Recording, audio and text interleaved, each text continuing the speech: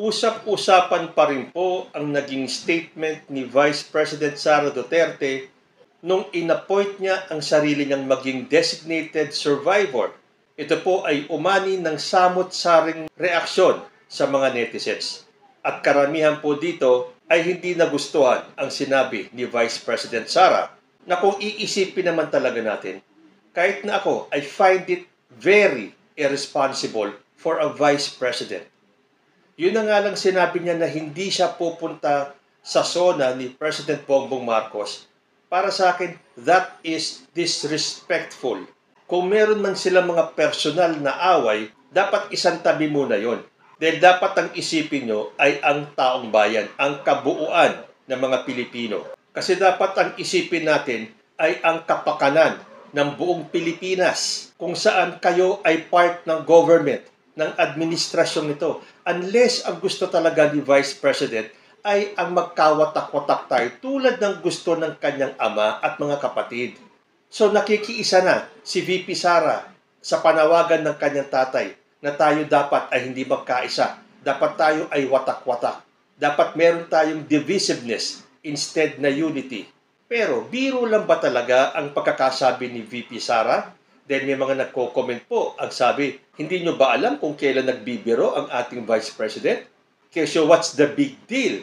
Bakit daw seseryosohin? So tingnan po muna natin. Panoorin po natin yung video kung saan sinabi ni VP Sara yung kanyang famous statement. Nagbibiro ba siya or may halong pagbabanta ang kanyang pahayag? Dasal mo atan ka sa sala. Atan ka sa sala. Yes or no? No. Okay.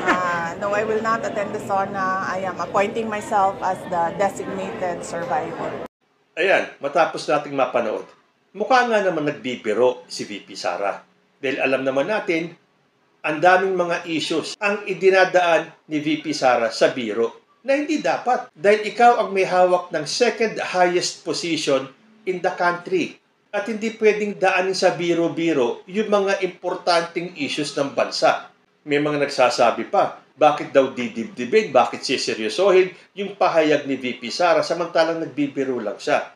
Again, ano po ba ang designated survivor? Ayon po sa Wikipedia, is an American political thriller drama television series created by David Guggenheim.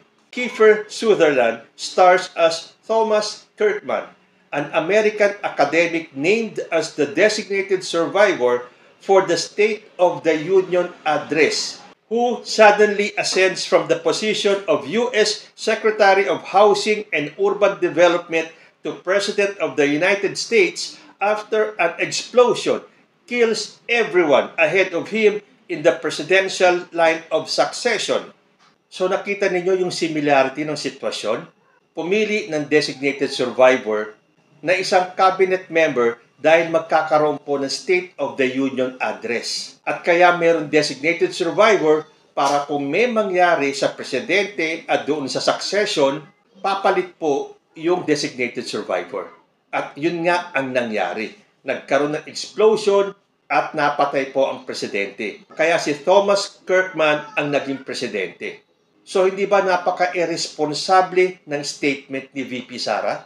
Itataon mo sa State of the Nation address, tapos sasabihin mo na hindi ka a-attend ng SONA. Bakit? Naduduwag ka at baka may mangyari nga. Baka magkaroon ng pagsabog, baka magkaroon ng assassination, baka itumba si President Bongbong Marcos. Tanong, may alam ka ba? May kinalaman ka ba? Kasi bakit yan ang sasabihin mo? Kahit na sabihin mong biro lang yan. Eh ganyan naman kayong pamilya. Tandaan nyo yung sinabi ng kanyang ama na alam daw niya kung nasaan si Kibuloy pero secret lang at ipinagtanggol pa siya ni Robin Padilla at sinabing nagbibiro lang daw ang presidente. Ngayon, sino naman kaya ang lalabas at ipagtatanggol ang statement na to ni Sara Duterte? Si Amy Marcos? At sasabihin din niya na hindi na kayo mabiro, nagbibiro lang si Sara? Pero kung titingnan natin yung tiyempo ng pagbibiro ni Sara, uncalled for. Parang in bad taste. O para maniwala ang tao na hindi totoo yung sinasabi mo at ikaw ay nagbibiro lang, umattend ka ng SONA. Magpakita ka sa SONA. para mapatunayan mo sa taong bayan na nagbibiro ka lang. Yun nga lang sinabi niyang hindi siya sisipot sa SONA. I find that disrespectful. SONA ng presidente, hindi ka a-attend. So, ibig sabihin, hindi ka nakikiisa kay President Bongbong Marcos na representative ng buong Pilipinas, ng mga Pilipino. Hindi ka umaayon sa sasabihin ng ating presidente. Bakit sino ka ba? Ano ba ang papel mo sa gobyerno natin? Hindi mo naman siguro nakakalimutan na ikaw ang Vice President of the Philippines. Binoto ka ng majority ng Pilipino dahil ang alam ng majority na yon na gagawin mo ang lahat para sa gobyernong ito, makikiisa ka dahil unity team kayo ni President Bongbong Marcos. Ano ang nangyari? Tumiwalag ka sa unity team. Binudol mo ang mga bumoto sa'yo na hindi ka pala part ng unity team. At yung unity team ninyo ay para lang sa eleksyon. Pero siyempre, alangan naman sabihin mo sa taong bayan na tandem kami ni Bongbong Marcos pero hindi ako kasama sa unity team. Hindi after 2 years, saka mo sasabihin na ang unity team ay natapos mula nang kayo ay naupo bilang presidente at vice-presidente. So yun na lang, hindi ka pupunta sa SONA, you are disrespecting the president which is the representation of every Filipino. Hindi ba pwedeng kahit na hindi na kayo nagkakaisa ng presidente, magkaisa man lang kayo para sa bansa, para sa Pilipino? Matapos ng pahayag ni Representative Joel Chua, may isa na naman pong mambabatas ang nag-comment sa sinabi ni VP Sara. At ito ay si Representative Florida Robes. Ang sabi po niya, boycotting SONA is not bravery. It is cowardice. As for the joke, it is done in very poor taste. It is expected from a Marites, not from the second highest official in the land. At kung magbabasa kayo ng mga comment, majority po ang hindi nagustuhan ang pahayag ni Vice President Sara Duterte. Marami tuloy ang nag-iisip, bakit nasabi ni Sara yon? Dahil may kinalaman siya sa planong pagpapatumba kay President Bongbong Marcos. I hope hindi totoo yan. Siguro may alam pero walang kinalaman. Iba po kasi yung may alam sa may kinalaman.